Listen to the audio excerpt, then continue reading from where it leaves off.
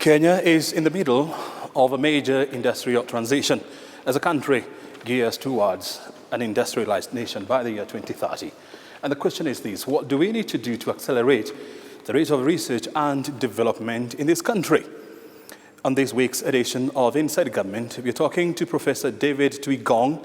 He's the Chief Executive Officer of Kenya Industrial Development Research Institute. Thank you very much indeed, Prof, for finding time to be with us here. This institution has been around now for more than 50 years. What would you say has been the biggest achievement of KIRDI? Thanks a lot, and welcome to KIRDI. KIRDI, as you rightfully said, has been in existence since 1946. So that's quite a while ago. And we, as an institution, have had a lot of milestones in terms of product development and also the outputs, research outputs that we have had over years. We've over 1,000 research outputs that have been registered, and they are being utilized by a number of SMEs and industries. One of our first product was the famous Kimbo. Kimbo was a product of KIRDI. I think it was the first product of KIRDI. So over time, we've had over 1,000 products that are there out there being consumed and being produced by various institutions around the country. Mm-hmm. And one would say that when you look at research and development here in Kenya, I mean, in terms of funding allocation, we're talking about less than 2% of the gross domestic product. And when you look at, our aspiration to become a newly industrialized nation, do you think we are putting our money where the mouth is? So far, the amount of research funds is still lagging behind, of course, because of challenges as a country that is developing. There are priorities like education, health. But so far, the research funds are lagging behind, and more could be done. In fact, that 2% is not practically possible at the moment, but we hope as we go forward, that 2% of GBV will be apportioned for research. Mm-hmm. In your opinion, you say that it is not practically possible. What makes you believe so? Because of the challenges that we have, especially in terms of infrastructure development that we need, the health services that we need to make our people's citizens well taken care of in terms of their health. Research is still at back burner, but there is need for us to, in order for us to be industrialized, we need to bring that forward and ensure that that 2% is reserved for research across the board. As in KIRDI, we are an industrial research institution. There are people in health research, KEMRI. There are people in agriculture research, the KALRO. Then we've got fisheries, KEMRI, which is in Mombasa. And all those require actually uptake of high-level research facilities, and therefore there is need now to gradually improve on our percentage of GDP that is given to research. Mm-hmm. It has always been argued that the reason why we do not allocate so much resources into research and development in this country is because it is not one of our priority areas. Is this something that you agree with? It is. It is not one of our priority areas, but it should be for us to develop. What moved Chinese in less than 25 years to come from underdeveloped country to now first world, and in fact is soon overtaking US in terms of the developed country, it is because of investment in research. Mm-hmm. So however small it is, we need to, in however small country we are in, we need to invest in research. Mm-hmm. Taiwan, South Korea, Singapore, Germany, Malaysia. They have come through investment in research and their own technology that is applied in order to improve productivity and therefore improve the production of goods and services within the country and to ensure that you have got the necessary goods. When, like Kenya, we've got the famous Buy Kenya, Build Kenya. Yeah. But where is that product that we are supposed to buy for us to be able to build Kenya? It will come through our research and development. So there is need for us. In fact, today, it's not tomorrow, it should be today. We need to invest in research. How do we thrust the conversation around research and development in this country, to the forefront of our economic development? I think it is coming. It's coming. More so now that the amount of human resource capital that we are producing, the learned human resource that we are producing in this country, with the many institutions of high learning that have come up over the last 20 years in this country, will be able to put forward that as these people go to the decision-making hierarchies in the country, that will automatically shift the weight to investment in research and high-level training in this country. We are talking about Vision 2030, which is less than 10 years from now. And when you go through the Vision 2030 blueprint, it talks about, transitioning this country to a knowledge-based economy. With the kind of budgetary allocations we are talking about here, is this dream actually realizable within the time frame? It will be a challenge unless we really triple the allocations that we provide, and also not only the allocation in funding, but also capacities in infrastructure, capacities in human resource. Those are also lacking behind, building the necessary capacity to be able to, in diverse research disciplines, to be able to utilize those resources, those funds that will be allocated to research as we go towards building capacities for 2030 newly industrialized country. It will be a big challenge. We need to really up our game and ensure that capacities, not only in funding, but also in human resource and equipment. Our equipment in research, most institutions are still outdated.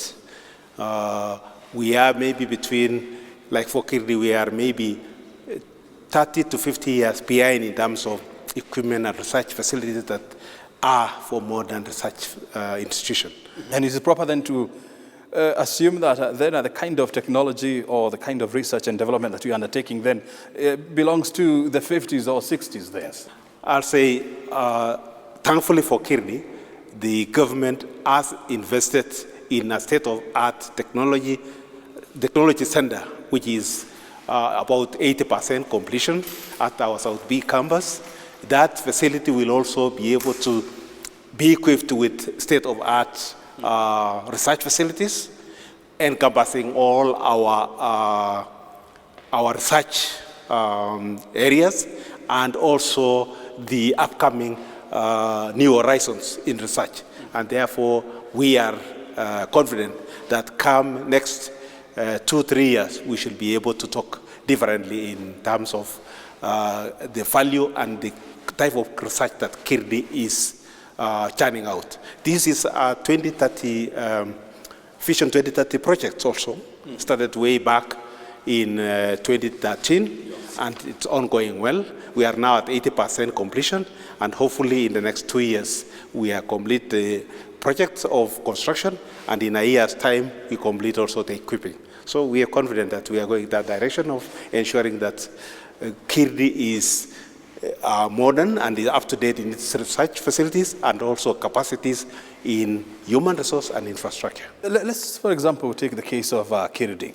And when you look at funding towards research, a budget of 2 million shillings, what can you do with this amount of money? You are right, Bwana Kimani.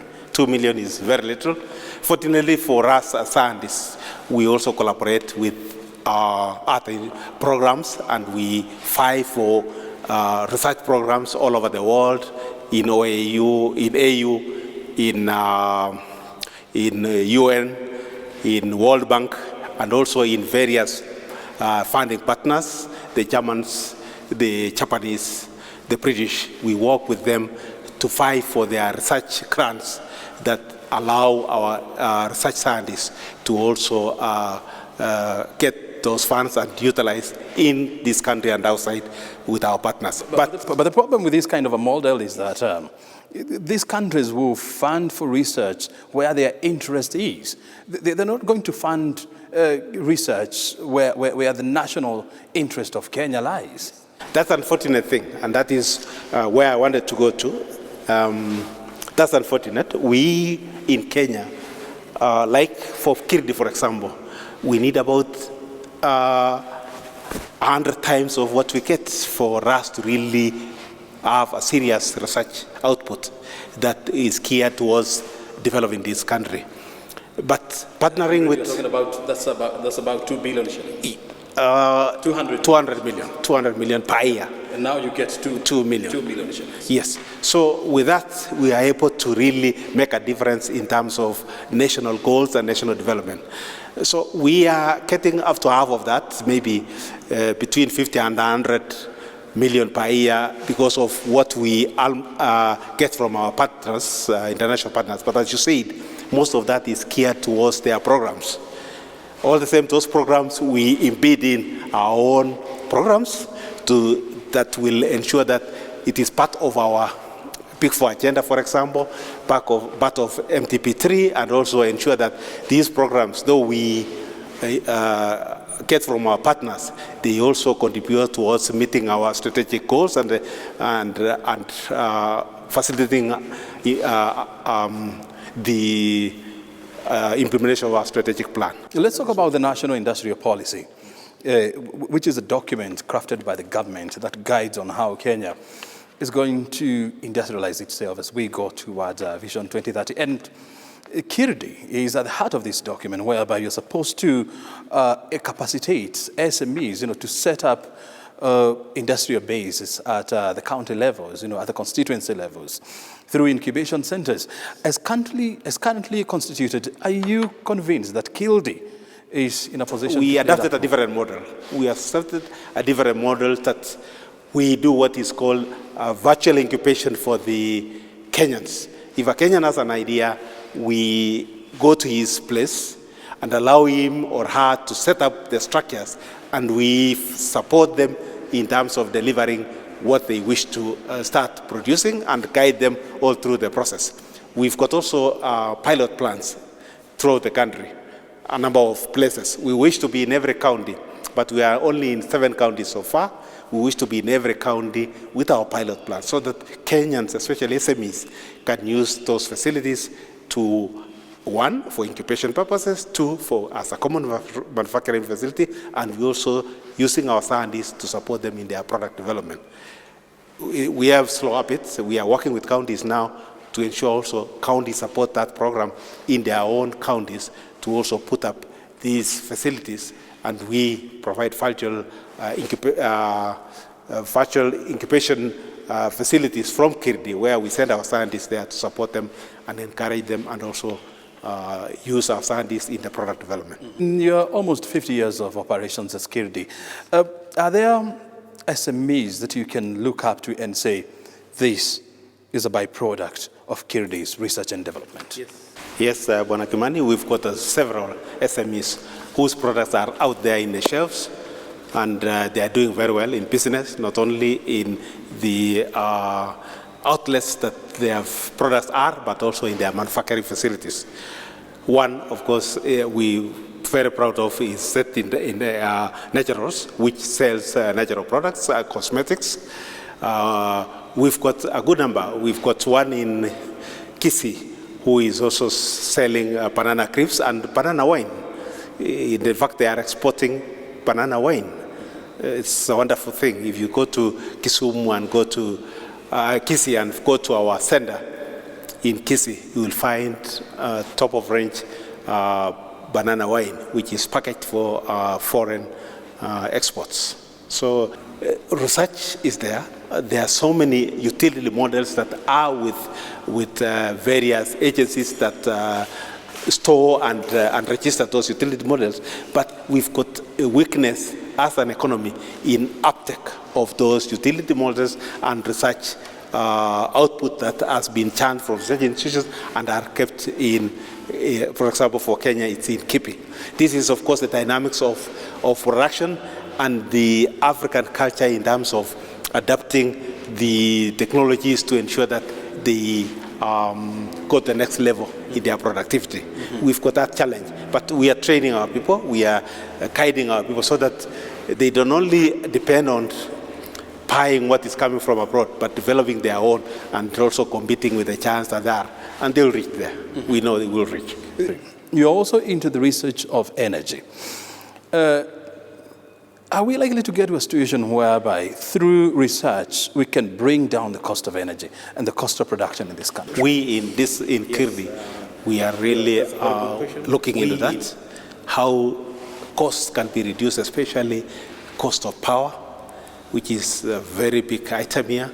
So in KIRDI, we are now working with various partners to see how to improve and extend the energy that is coming from renewable. Kenya is very lucky to have vast renewable energy sources, and therefore we are working towards ensuring that those are tapped, and also the tapped side that it is the cost is massive, especially when you take off solar energy. Solar energy is very expensive. So our scientists are working towards to look for ways of bringing down the cost of panels, to bring down so that the cost of solar energy is not that high. So those are the things that we are working on. Are we likely to have any breakthrough anytime soon? We are working with our partners. The challenge is massive, but we are not tiring. We want to ensure that we get a breakthrough in that. How do we make institutions like KIRDI to be part of a global solution to challenges, facing the world, Kenya being one of them? The support is very important. The state support, funding is very important. Capacity improvement, especially human resource capacity, and exposure to international research institutions that are really having breakthroughs and solving the national challenges on a daily basis. Those are the issues that we are trying to address as KIRDI, and we are working with our committee, Parliament Committee in charge of trade, industry, and cooperative to see how to expand the portfolio that is coming to KIRDI to allow us to accomplish our targets and our strategies for now and in the future. Prof, the mandate of developing a country, it's not only or entirely left to the state. There is also what we call the non-state actors. You're talking about the private sector, you're talking about NGOs, you're talking about investing community. How do we make research and development good enough for even private sector to partner with the government? Yeah, that is possible, and that's another avenue we are going through in KIRDI to ensure that what the research output from our scientists is geared towards improving certain challenges in the industry, and therefore attracting the industry to our research requirements, and therefore partnering with us. We are actually looking at that, and we have set aside a few disciplines that are working towards that. One of them is where we are now, what is our food research division. We are working towards ensuring that this research division is entirely funded by the private sector. That is where we are going towards now.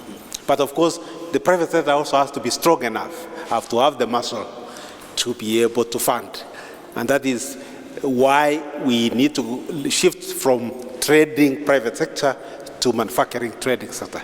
That the manufacturing private sector will fund research towards manufacturing, but trading private sector will have less inclination to fund research in the industry. Yes. There are a lot of machines here, but most of these machines are imported. And actually, one would say that almost 95% of the machines that you have here are imported. as a research institution, I mean, are you looking at a situation whereby instead of importing this kind of machinery, you will be able to research on them, develop them, and of course, roll out for public consumption? Yes, you are right in some facilities that 90%, 80% is imported. But some facilities up to 90% is local. One of them is this facility here. This facility, 90% of the equipment is manufactured in our own workshop.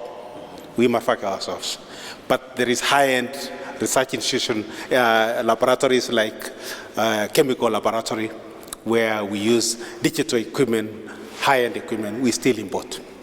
But some areas we manufacture ourselves. Mm-hmm. And that is one thing of KIRDI that is proud of, that it manufactures up to 50% of its equipment is manufactured in our own facility.